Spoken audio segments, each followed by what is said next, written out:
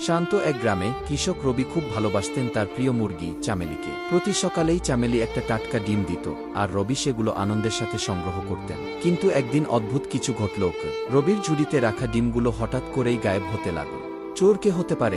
তিনি অবাক হয়ে দেখলেন সেই চোর আর কেউ নয়, তার প্রিয় চামেলি নিজেরই ডিম খেয়ে ফেলছে। রবি খুব রেগে গেলেন।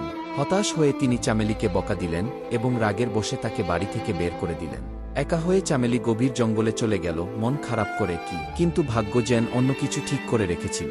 কয়েকদিন পর রবির ক্ষেতে বিশাল পঙ্গপালের আক্রমণ হল। তার ফসল ধ্বংস হয়ে যাচ্ছিল, তিনি অসহায় বোধ করছিলেন। ঠিক তখনই চামেলি ফিরে এলো। কিন্তু এবার সে ছোট্ট মুরগি নয়, সে বিশাল এবং শক্তিশালী হয়ে উঠেছে।